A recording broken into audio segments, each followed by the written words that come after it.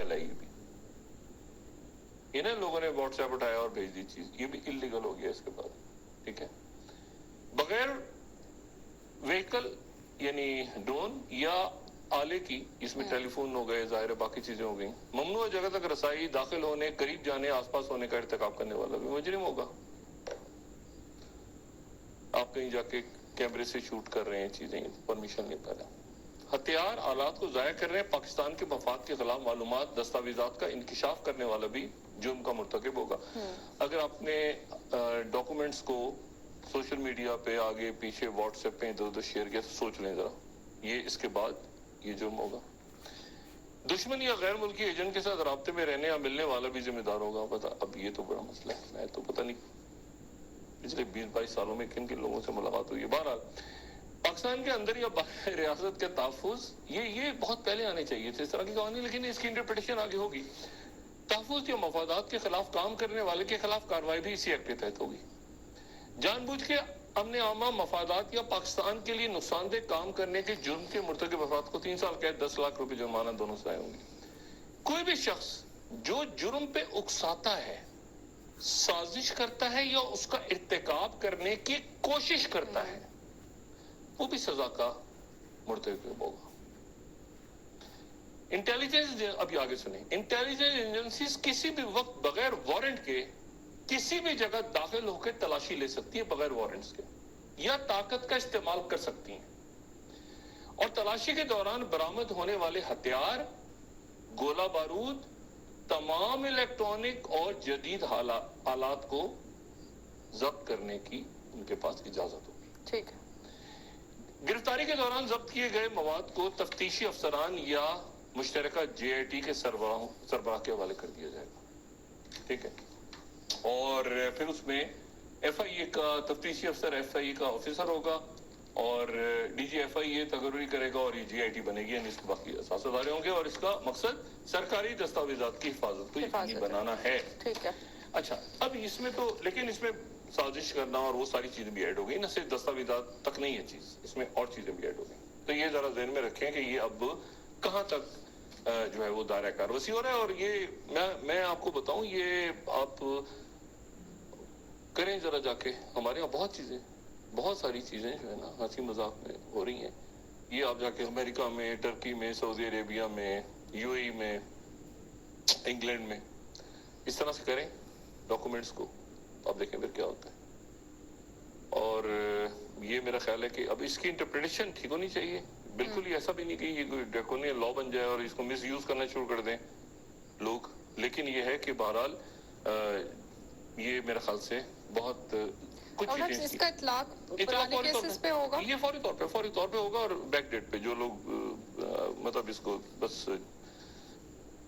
हो गया इम्प्लीमेंटेशन हो गई इसकी, ठीक है ना। मतलब किसी को पकड़ लिया तो आप कह सकते हैं ना, पकड़ा हुआ था किसी को तो उस पे इसके तहत मुकदमा चला, ठीक है। तो ये आगे होगी चीज। तो ये बड़ी इंपॉर्टेंट बात है, और इसको पीपल्स पार्टी, मुस्लिम लीग नून, तमाम जमातों ने इसको कानून बना लिया। 2 रोज बाद परसों जो इतलाई आ रही है, 3 तारीख को मुश्तरका मफादात कौंसिल का इजलास होगा, जिसमें फैसला होगा ये नई मरदमशुमारी है पुरानी मरदमशुमारी। कुछ लोग कह रहे हैं नई पे होनी चाहिए, कुछ पुरानी पे होनी चाहिए, दोनों आरा पाई जाती हैं। इलेक्शन को डिले नहीं होना चाहिए बिल्कुल, लेकिन ये कि हमें पता हो, वैसे ये दरमियान में अगर ये शो कर दे, मुझे नहीं समझ में आ रहा कि इलेक्शन के साथ इसको लिंक किया हुआ है। ये मरदमशुमारी अगर दरमियान में किसी वक्त जाहिर हो जाती 2-3 महीने पहले, या पता नहीं क्या कि भाई इतनी मर्दमशुमारी है, या कोई ऐसे टाइम पर उसको कर दिया जाए जिसमें वो, लेकिन चूंकि मर्दमशुमारी की वजह से वो अपनी कॉन्स्टिट्यूएंसीज और उसमें फर्क पड़ता है कि जी इसके साथ इस इलाके को जोड़ दो, इधर जोड़ दो, यहाँ से एक नया MPA बना दो, इधर से एक नया MPA खड़ा कर दो, इसके साथ इसको जोड़ दो। तो जो एक इलेक्शन में है वो आपको अगले इलेक्शन में नहीं नजर आते। ये पहले होता था ये हल्का, ये अब ये हल्का बन गया, इस तरह हम सुनते हैं ना। तो ये हर कुछ सालों के बाद वो हल्के चेंज हो जाते हैं। लेकिन बहरहाल पॉपुलेशन का पता होना जरूरी है, और उसके साथ साथ लोकल बॉडीज के आगे फिर उसमें भी तो ये पता चले ना कि कौन से हल्के लिए, मुझे नहीं पता कि इसमें क्या फैसला होता है। लेकिन बहरहाल ये है कि ये परसों इजलास हो रहा है, और ये अब आखिरी चंद रोज इस सेटअप के हैं। जाते जाते ये कोई एक अच्छी चीज कर, ये देखें पेट्रोल का तो मैं इसलिए नहीं कहूंगा कि IMF के साथ लिंक किया हुआ, एक कैलकुलेशन ये कि इससे कम हो सकता था। मुझे ये कि इसराफ तो ना करें इस वक्त, ये तो इस वक्त ये बहुत अपनी प्रोजेक्शन काफी हो गया, कवरेज हो रही है सब कुछ। تو بات یہ ہے کہ اس وقت جو ہے نا لوگ پریشانی میں ہیں, لوگ پرابلمز میں ہیں, اور اس کی وجہ سے لوگ ان چیزوں کو دیکھ کے خوش نہیں ہو رہے. اگر کیا آپ کیا خیال ہے, لوگ متاثر ہو رہے ہیں, دعائیں دے رہے ہیں یہ دیکھ کے, یہ جو اسراف ہو رہا ہے اس کو روکیں براہ کرم. یہ اس طرح ملک جو ہے نا یہ نہ کریں جاتے جاتے.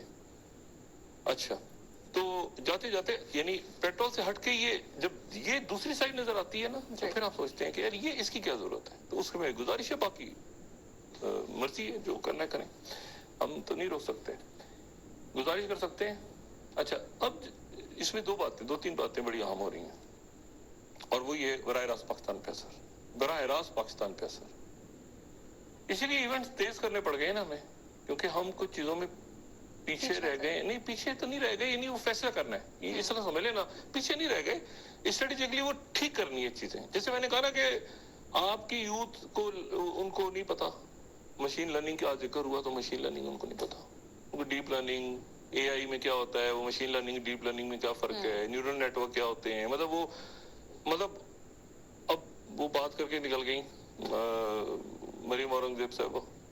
تو اب ظاہر ہے کہ اب آپ نے بچوں کو سمجھانا تو ہے نا, وہ کہہ رہے ہیں مشین لرننگ پہ کیا, یہ کیا, فلاں کیا, آگے کیا, وہ کیا ہے بھائی کسی کو نہیں پتا. تو یہ کورسز ورسز آپ نے بچوں کو پڑھانا ہے نا, سلیبس اس میں آگے کی طرف جا رہی ہے دنیا, اس کے بغیر تو کام ہی نہیں چلے گا آگے جا کے. اور میں آپ کو صرف یہ بتاؤں بات کہ دو تین باتیں بڑی.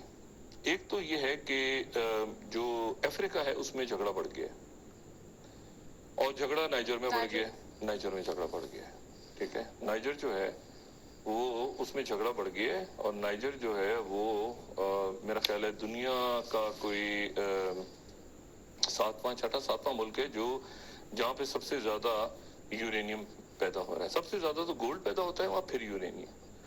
اور اگر ہم وہ دیکھیں, اگر ہمارے پاس وہ ایک میپ ہم نے اگر بنایا ہو کہ سب سے زیادہ دنیا میں یورینیم کہاں پیدا ہوتا ہے, تو شاید ہمیں اس میں اگر وہ میپ نہیں تیار ہو تو ہمیں اس میں پتا چلے گا کہ سب سے زیادہ یورینیم تو قازقستان میں پیدا ہوتا ہے. اصل میں قازقستان میں سب سے زیادہ یورینیم ہے, لیکن اس کے بعد جو یورینیم ہے وہ اچھا یہاں پہ نائجر میں دیکھیں تو یہ نائجر میں یہ آپ کو بہت ساری کانیں نظر آ رہی ہیں, کچھ اس میں فرانس کے پاس ہیں, کچھ اس میں یورینیم کی جو ہے وہ اچھا آئل بھی ہے, گولڈ بھی ہے, یورینیم ہے. یورینیم وہ جو کہ نیوکلیئر میں استعمال ہوتا ہے. سب سے زیادہ یورینیم قازقستان میں, 43% دنیا کے یورینیم قازقستان میں پیدا ہو رہا ہے.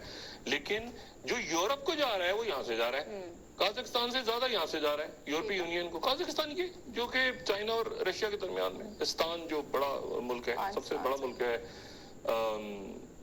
سینٹرل ایشین اسٹیٹس میں رقبے کے لحاظ سے, تو وہ جو ہے وہ دوسرے نمبر پہ پھر. لیکن یورپ سب سے زیادہ جو ہے فرانس کو خاص طور پہ, فرانس کا نیوکلیئر آپ یاد کریں, فرانس کے نیوکلیئر جو ہے بڑا شروع کے ممالک میں پاکستان کے ساتھ بھی پاکستان کا فرانس کے نیوکلیئر پروگرامز اور یہ سارے ایک زمانے میں سٹارٹ ہوئے تھے. تو وہ سارے جو ہے وہ نائجر, کیونکہ نائجر جو ہے فرانس کی کالونی. اب یہ ہوا کیا ہے, اس میں ہوا یہ ہے کہ وہ جو افریقن کنٹریز ہیں ان میں پھٹا پڑ گیا, اور پھٹا اس لیے پڑ گیا کہ اس میں یہ جو جس کو ہم کہتے ہیں نا, ہم اس جس کو نام ہم نے دیا تھا اس دن سمجھایا بھی تھا کہ یہ تھوڑا سا کہ ایکوواس جو ممالک ہیں وہ ممالک جو کہ مغربی افریقہ کے ملک ہیں, ٹھیک ہے, اور ان کا ایک اتحاد ہے, اور جس کی صدارت نائجیریا کے پاس ہے. نائجیریا جو ہے وہ نائجر سے الگ ہے. نائجیریا وہ ہے جو کہ بہت بڑا ملک ہے اور جو کہ برطانیہ کی کالونی رہا ہے اور جو ویسٹ کے بہت قریب ہے. لیکن ہوا کیا ہے, ہوا یہ ہے کہ اس میں پھٹا یہ پڑ گیا کہ اس کے اندر تقسیم ہو گئی ہے, اور اس کے دو ملک جو کہ اصل میں نائجر کے بالکل پڑوسی ہیں, مالی اور برکینا فاسو, برکینا فاسو اور نائجر اور مالی, سوری, یہ نائجر کے ساتھ جن کے بارڈرز لگتے ہیں, انہوں نے یہ کہہ دیا ہے کہ ہم اگر فوجی چڑھائی ہوئی, فوجی کاروائی ہوئی اگر, تو ہم اس